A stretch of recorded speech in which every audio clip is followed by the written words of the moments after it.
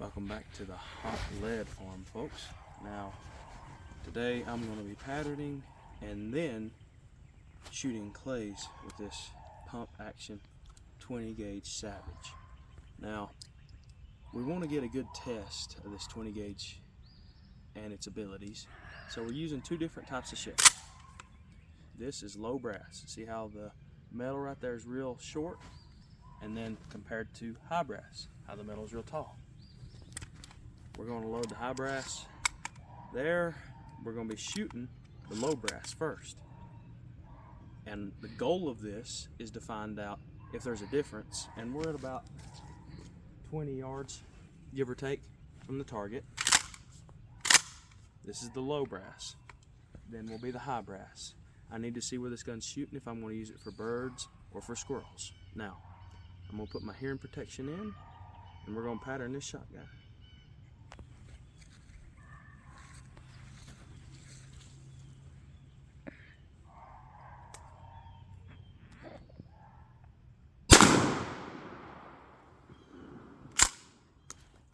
Now the high brass.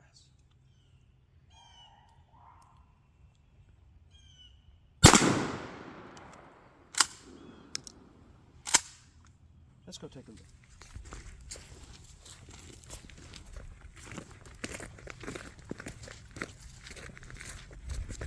Wow. Pretty much dead on the money. I don't like the holes that it's giving me, but now, as you can see here, I was aiming here with the low brass and there with the high brass. And it's got a pretty wide shot. The high brass spread all the way out that way. The low brass did this number right here. The high brass did this number right here.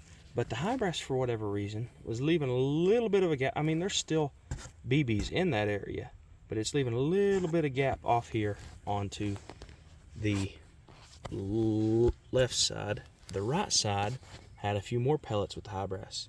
So did low brass, but the low brass seemed to have a few more come over here, whereas the high brass didn't. So it's not really shooting too much high or low, but it is shooting slightly, just slightly to the right. But for everything else, it looks pretty dead even. If it is high or low, it's only like maybe 1/8 of an inch high. Now I've got flyers down here and I've got flyers up here. See up here, there's a little hole where a BB went, and that's high. I think that's about the highest one. Yeah, that one over there is about the same height, to be honest. Now down here, we've got low flyers like this one right here, and one over there that did the same thing. So again, the spread's pretty good, but if anything, it might be shooting a little bit, maybe 1/4 of an inch to 1/2 an inch to the right a little bit. So if anything, you need to aim just slightly to the now. Again, this is a cheap Savage shotgun, 20 gauge youth model, but I bought it for reasons, and that was several years ago. But anyway, now we're going to shoot some skeet with it. Alright, now we've moved over skeet shooting. I've got 4 skeet here. I've got 8 skeet total today that I'm going to shoot, but I'm only shooting them 2 at a time. I'm only loading 2 shells in, and these are going to be the low brass. There's one in the chamber now. It is on safe, but I'm still not going to point it at anything I'm not willing to destroy.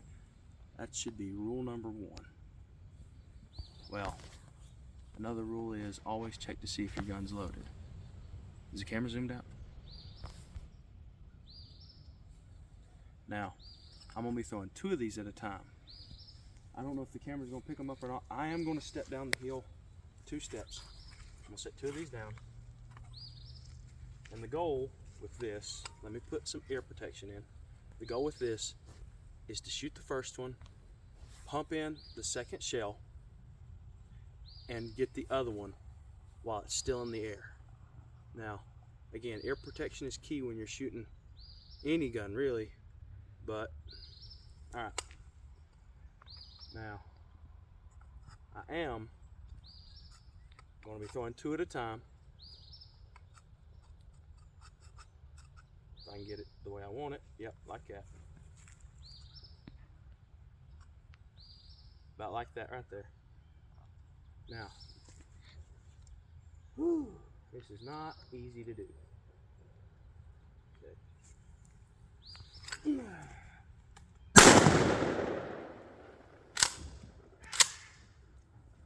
I missed. I'm going to leave it off safety this time, but with the barrel pointed down range. And this time I'm going to try to get them both. Let's go again. See if I can do any better.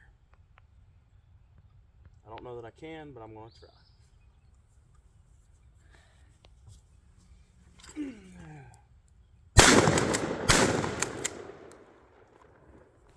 Yeah. I got that last one right as it was about to hit the ground.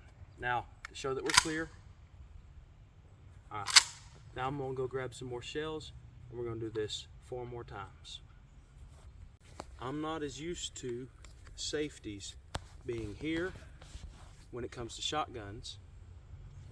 I'm more used to a safety being back here, like with over-unders and with Mossbergs and other such shotguns that I normally use for bird hunting. This one, it takes some getting used to. But this time I'm going to try to take it off safety and shoot both clays. But first, we gotta put 2 shells in. Wouldn't be good to throw them clays without some shells in the gun. Then you're just shooting air. Now, one's in the chamber. Now, I've seen the Gould brothers before, and they can stack clays 3 deep like that. I can't do that. I'm not as talented as they are when it comes to skeet shooting, but I can stack them like this, where they're a little bit divided, and throw them 2 at a time. Now, let's see if I can do any good whatsoever trying to take the safety off on this gun. All right. I may step over just a hair, keep from hitting them power lines, because that would be really bad.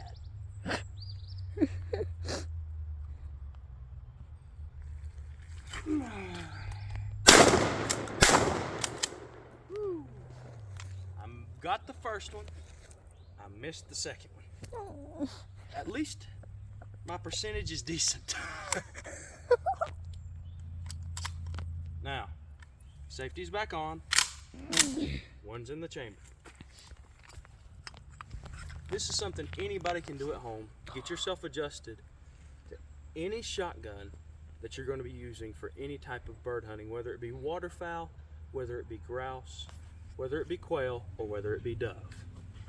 And again, I'm not as used to the safety being located where this one is. I've only killed a squirrel or 2 with this shotgun. I've never killed birds with it. So, this is getting me in practice that carrying this gun, I can see maybe a grouse or a dove or a quail and shoot it. All right, last 2 clays, last 2 shells. Here we go. Try to get them both. Oh, this ain't easy.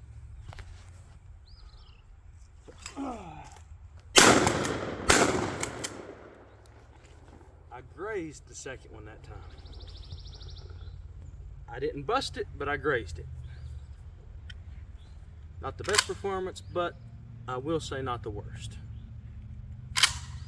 But now that we're done with this, I'm gonna plink around a little bit with this little 22 pistol that I purchased here a while back, because I want a good pistol for squirrel hunting. I've not put 1,000 rounds or 300 rounds or even 100 rounds to this pistol yet, and I need to break it in. I can already tell you right now this gun's not broken in, This one is, this one isn't. But it shouldn't be shooting too much differently than it is now after the break-in period. But anyway, I hope this has been helpful to some of you, and if not, well, maybe I've given you a good idea for some practice. Everybody needs to practice. Nobody picks up a shotgun, a pistol, or a rifle and is perfect with it out the door.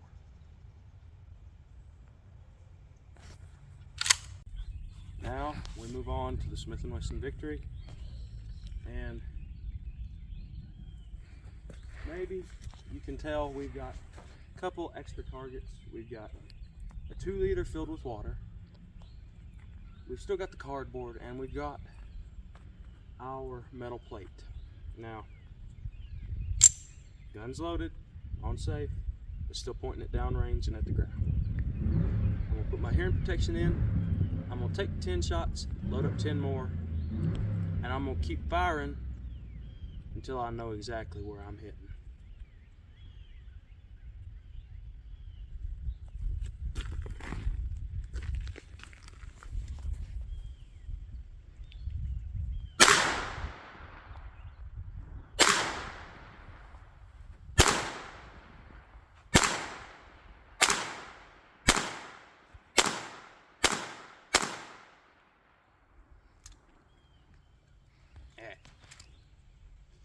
Now, holster it, and we're going to load up another magazine. And we may skip through these parts like this in the future, but for now, we'll leave it in because, well,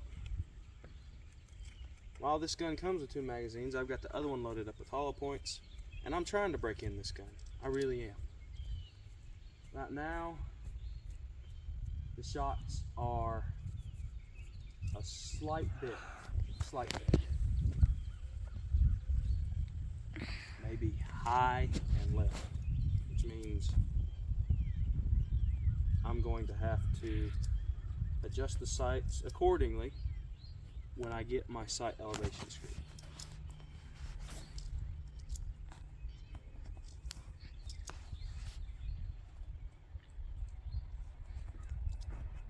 I don't load more than 9 in this magazine for the simple reason that it seems like the magazine on this gun doesn't like it. So what I'm going to do is a 9+1 where I load 1 in the chamber, put the magazine in, now I've got 10 there.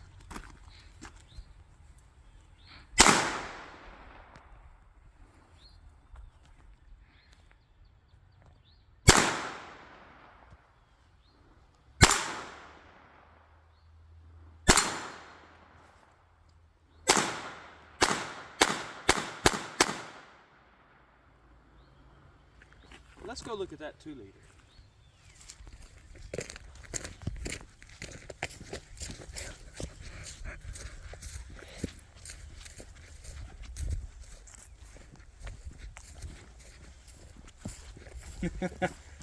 Little old 22. But coming out the backside, look at that hole. Yep, much bigger exit than the entrances. The entrances almost have sealed up. That one ain't. But as you can tell, it's fun to shoot these targets. And again, once I get a rear sight elevation screw, I'll have this gun not only dialed in and shooting where I want it to shoot, but I'll be able to hit the same spot every single time just about. Now I'm gonna load up now. 10 more in the mag, and I'm gonna keep shooting. But I figured for this part of the journey I'd bring ends along. You can find 2 liters like this, or you can buy a 2 liter drink it, and then turn around, fill it up with water and shoot it. Targets, you can make them just about out of anything materialistic. So we're, yeah, that's a cardboard box that we shot the other day. It's rained since then, so we need to get that up. But again, practice, practice, practice. break in your firearms, make sure they're working the way you want them to work. Now, I'm going to cut the camera off and bid you all adieu, but I'll leave you with this. There's an old adage that goes around in my family and several of the families that I know of. And that old adage is that practice makes perfect. Now, I'm not perfect, I'm far from it. And I don't really know of any human being in this world that is perfect. But the more you practice at something, the better you'll get at it. Which is what we're doing here today. I hope y'all have found this video at least entertaining. Hope maybe it's been insightful. And for you new shooters out there, if you're going to buy a gun, try and check up on it first. Make sure you know what you're getting. And secondly, just because you own a gun doesn't mean you know how to use it. Practice, practice, practice. Go out. It don't take long. You can have just 30 minutes out of your day of spare time. And if you've got a place to shoot in that 30 minutes, you can get some good practice in. Even if it's only 30 minutes a week, getting a little practice here and there will help you out more than you could possibly ever know. Until next time, keep throwing hot lead.